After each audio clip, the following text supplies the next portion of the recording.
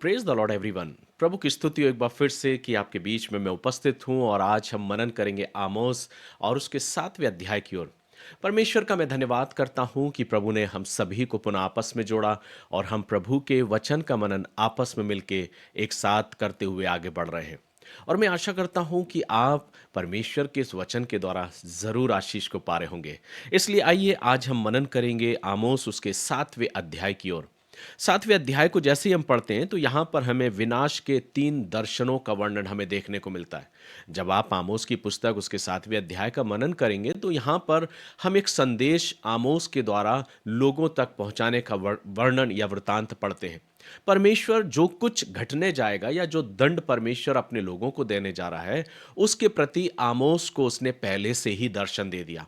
आमोस परमेश्वर के उस दर्शन को देखकर उस चेतावनी को लोगों तक पहुंचाने का प्रयास कर रहा है जिसका वर्णन हम आगे करेंगे।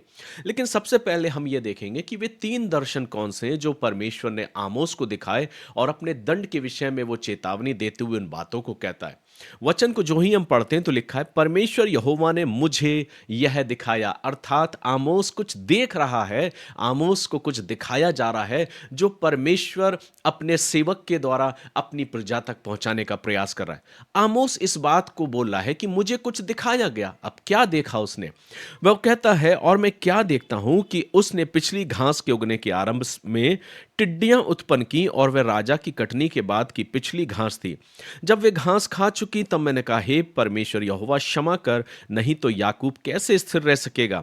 वह कितना निर्बल है। इसके विषय में यहोवा पछताया और उसने कहा, ऐसी बात अब ना होगी। जैसा कि हम प्रारंभ में मैंने इस बात को बोला कि आमोस ने लगभग 3 ऐसे दर्शनों को देखा और परमेश्वर ने उन 3 दर्शनों को आमोस को दिखाया। जब आमोस उन 3 दर्शन को देखता है, उसमें से पहला दर्शन वो टिड्डियों का दर्शन है जिसमें परमेश्वर अपने दंड के बारे में कहता है कि मैं अपनी उन टिड्डियों को उनके बीच में भेजूंगा और वे उनकी सारी फसलों को चट कर जाएंगी। अर्थात डायरेक्ट उनकी उस भोजन वस्तु पर परमेश्वर अपने प्रकोप को, परमेश्वर अपने क्रोध और अपने दंड को देने की बात करता है।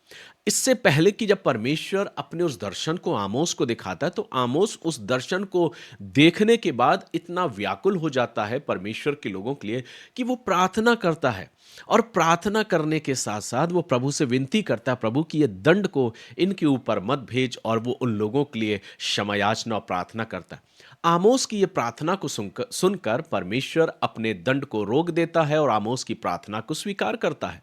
उसके बाद परमेश्वर फिर दूसरा दर्शन दिखाता है और वो दर्शन आग का दर्शन रहता है।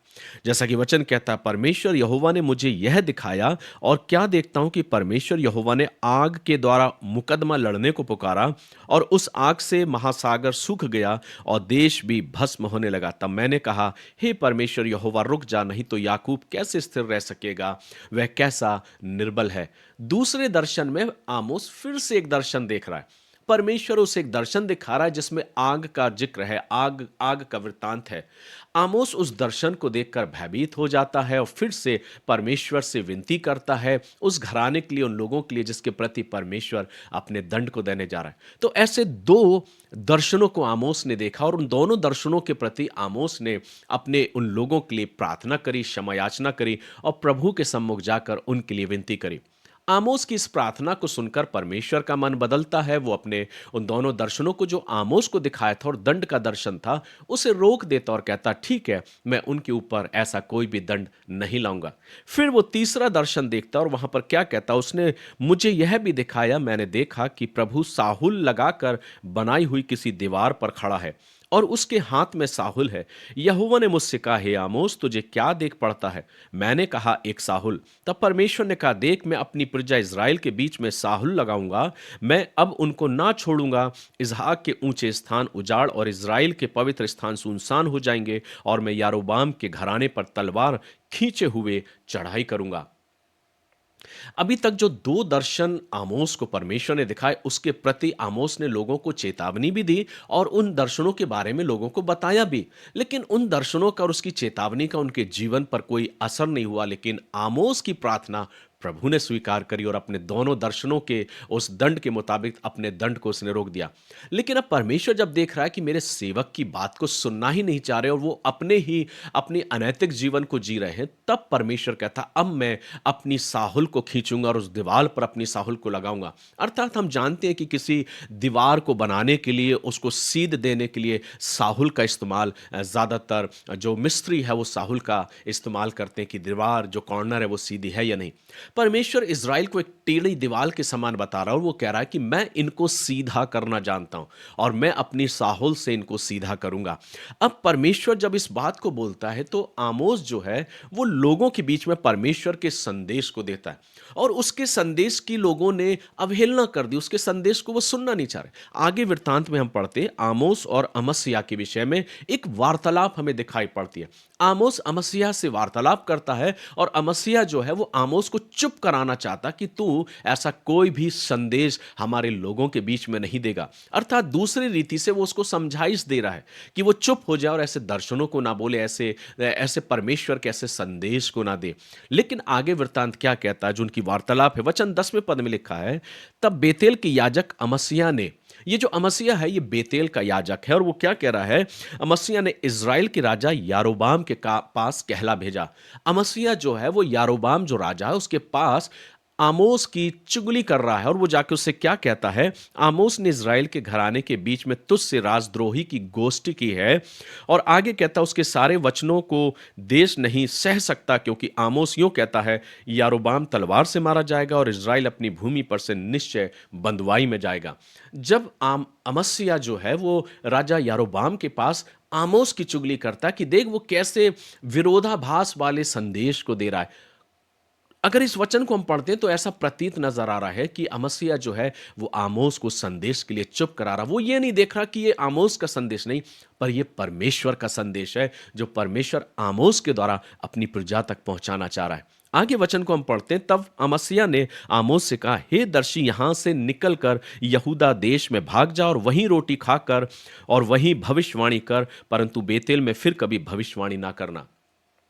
सीधे सीधे अमस्याह जो है वो परमेश्वर के संदेश की अवहेलना तो कर ही रहा है, आमोस के प्रति राजा के मन में वो चुगली को भी डाल रहा है और उसको धमकी भी दे रहा है। वो कह रहा है तू यहां से निकल जा, तू यहां से चला जा और इस देश में भी तू दिखाई नहीं देना और यहां पर ऐसी कोई भी भविष्यवाणी तू नहीं करेगा। जब आगे के वृत्तांत को हम पढ़ते तो लिखा है, आमोस ने उत्तर दिया, अमस्याह से कहा कि मैं कोई भविष्यवक्ता नहीं हूं, मैं तो अंजीर के पौधों की रखवाली, पेड़ों की रखवाली, उनके फलों का चुनने वाला हूं और मैं तो चरवाहा हूं, लेकिन प्रभु ने मुझे अपनी भविष्यवाणी के संदेशों को देने के लिए चुना है। आमोस अपने जीवन के बारे में और अपने उस सेवकाई के बारे में उसको बताता है, लेकिन अमस्याह उसकी बात को सुनना नहीं चाहता और वो उसको एक चेतावनी देता और वो क्या कहता है कि तू यहां पे नहीं ठहर सकता, तू परमेश्वर के ऐसे संदेशों को मत दे। और तब अमस्याह उससे जाने के लिए कहता, 16वें पद में लिखा है, इसलिए अब तू यहोवा का वचन सुन, तू कहता है। अब आमोस परमेश्वर के उस दंड को अमस्याह को बोलता है कि अब तो सुन, देख, अभी 2 बार मैंने प्रार्थना की है, तीसरी बार मैं फिर से तुम्हारे लिए और तुम्हारी प्रजा के लिए, उन प्रजा के लोगों के लिए मैं परमेश्वर से प्रार्थना कर रहा हूं। परमेश्वर अपने दंड को लाने वाला है, तुम उसकी क्यों नहीं सुनना चाहते, क्यों तुम अनैतिक जीवन को जीना चाहते हो। लेकिन अमस्याह सुनना नहीं चाह रहा था। तब आमोस कहता है, इसलिए अब तू यहोवा का वचन सुन, तू कहता है इज़राइल के विरुद्ध भविष्यवाणी मत कर और इसहाक के घराने के विरुद्ध बार बार वचन मत सुना। इस कारण यहोवा यूं कहता है, तेरी स्त्री नगर में वैश्या हो जाएगी और तेरे बेटे बेटियां तलवार से मारी जाएंगी और तेरी भूमि डोरी डालकर बांट ली जाएगी और तू आप अशुद्ध देश में मरेगा और इज़राइल अपनी भूमि में से निश्चय बंधुआई में चला जाएगा। आमोस अब परमेश्वर के उस दंड को, परमेश्वर के उस संदेश को अमस्याह को कहता है और वो बोलता है कि देख किस प्रकार का सर्वनाश होगा, और अमस्याह को वो चेतावनी देता है। इस अध्याय से, इस वचन से हमें सीखने को क्या मिलता मेरे प्रियो? कई बार चेतावनी के कुछ ऐसे संदेश, चेतावनी के कुछ ऐसे वचन जो हम तक पहुंचाए जाते हैं, लेकिन हम उन चेतावनियों को नजरअंदाज कर देते हैं। ज्यादातर आजकल देखा गया है, आजकल हम देखने में आता है कि लोग अपने कानों के अनुसार अपने संदेश को सुनना पसंद करते हैं, जिसमें उनके जीवन के बारे में बातें हों, आशीषों की बातें हों और वे बातें जो वो स्वयं अपने जीवन में पाना चाहते हैं। हर एक अपने-अपने कानों के अनुसार या अपने कानों की खुजली को मिटाने के अनुसार परमेश्वर के वचन और संदेशों को सुनना पसंद करते हैं। कई बार हम परमेश्वर के उन चेतावनी भरे संदेशों को सुनना नहीं चाहते जो प्रभु अपने चेतावनियों को दे रहा है। मैं इन बीते दिनों से अपने आप में कुछ ऐसा महसूस सा कर रहा हूँ कि प्रभु के जब वचन को पढ़ रहा हूँ तो ज़्यादातर मैं चेतावनी, दंड और परमेश्वर की दंड, परमेश्वर के उस योजना, उस संदेश के बारे में, पश्चाताप के बारे में मैं ज़्यादा से ज़्यादा बातचीत कर रहा हूँ। लेकिन मेरे प्रियो ये ज़रूरी भी है। ये ज़रूरी है कि हम हर पल, हर क्षण अपने जीवन में इस बात को स्मरण करें कि हमारे जीवन में हम परमेश्वर के वचन की अवहेलना ना करते हुए एक ऐसे जीवन को जिएँ जिसमें परमेश्वर की आज्ञा, परमेश्वर की इच्छा सर्वोपरि है। आज हम और आप अपने जीवन को किस प्रकार से व्यतीत करना चाहते हैं?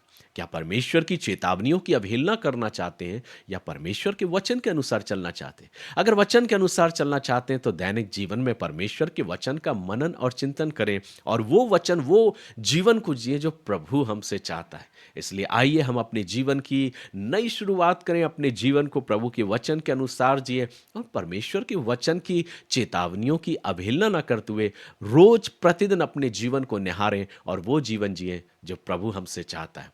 तब प्रभु अपने अपने उस वचन के अनुसार हमको और आपको अपनी आशीष, अपने अनुग्रह में दिन ब दिन आगे बढ़ाएगा और हम वो जीवन जिएंगे जो हमारा पिता चाहता है। आपका क्या विचार है? आइए हम अपने आप को अपने प्रभु के हाथों में सौंपें और प्रभु से कहें, प्रभु तू मेरा मार्गदर्शक बन, मेरी अगुवाई कर और मुझे उस राहों में चला जिसमें आप चाहते हैं। प्रभु इन वचनों के द्वारा आप सभी को और हम सभी को अपनी अपार आशीषों से परिपूर्ण करें। God bless you.